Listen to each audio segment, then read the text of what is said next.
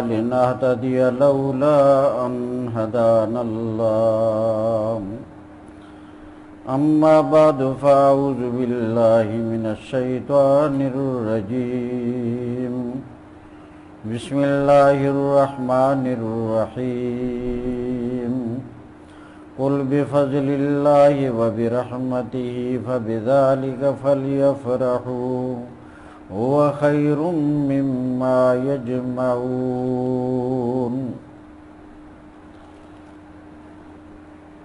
سب سے پہلے اللہ تعالیٰ کی ذات وحدہ لا شریک کا شکر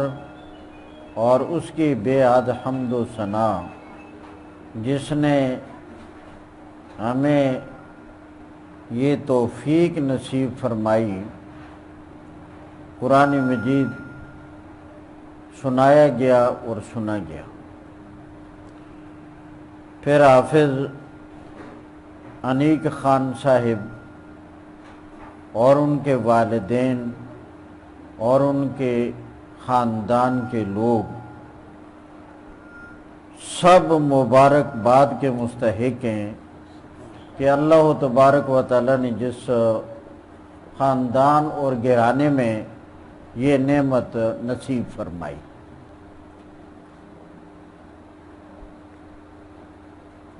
قرآن مجید اللہ تبارک و تعالیٰ نے ہماری کامیابی کے لیے نازل کیا۔ یہ دستور حیات ہے، ضابطہ حیات ہے کہ ہم اس قرآن مجید کے مطابق دنیا میں اپنی زندگی گزار سکیں۔ جو آدمی قرآن مجید کے ساتھ اپنا تعلق قائم کر لیتا ہے، قرآن مجید کو پڑھ لیتا ہے، قرآن مجید والا ایمان اپنا لیتا ہے، قرآن مجید کے احکامات پر عمل کرنے والا ہو جاتا ہے، ایسا انسان اللہ تبارک و تعالی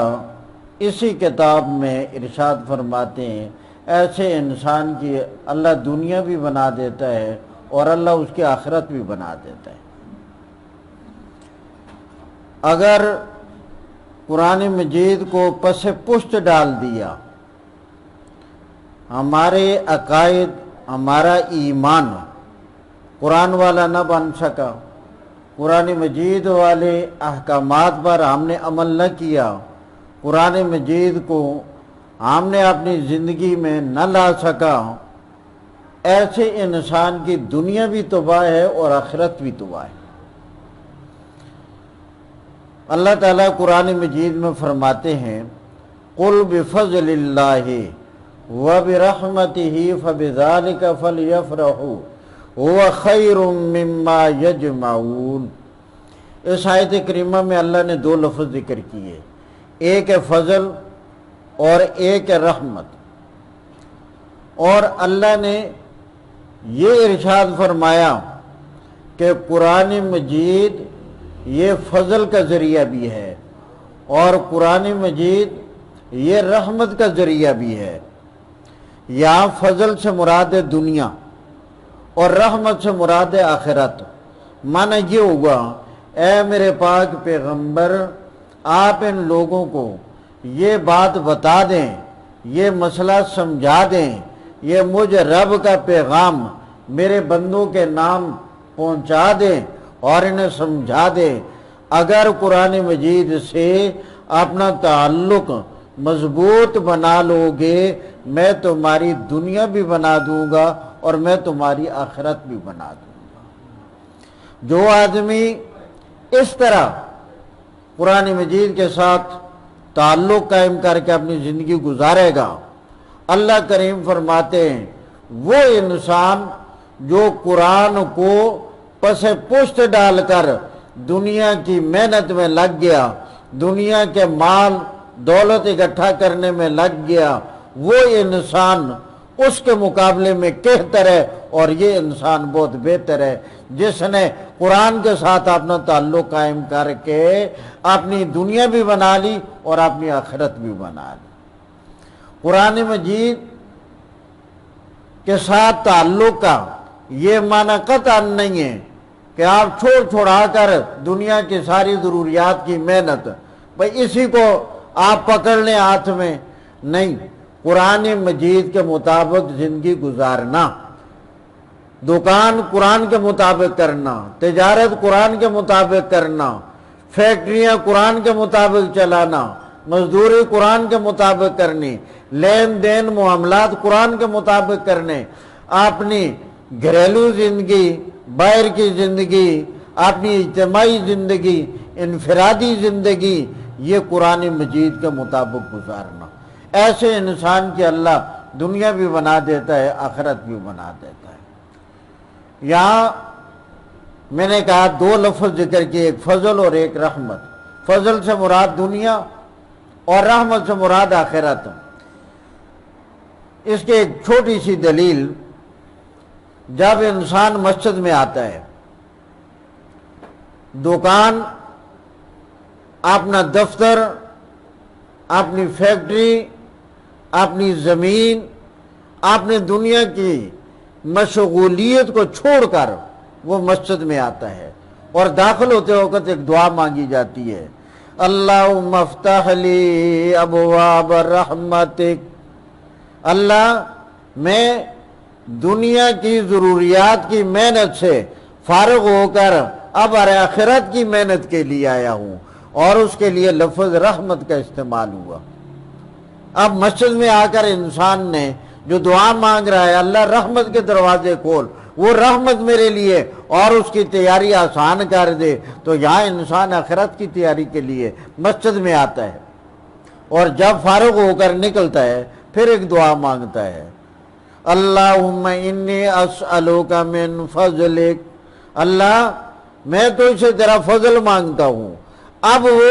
اپنی دنیا کی ضروریات کی محنت کے لیے جا رہا ہے اور اس کے لیے فضل کا لفظ استعمال ہوا، تو میرے رب نے کہا اگر تم آخرت کو بہتر بنانے کے بھی طالب ہو اور دنیا بھی بہتر بنانے کے طالب ہو تو قرآن مجید کے ساتھ اپنا تعلق مضبوط بنا لو،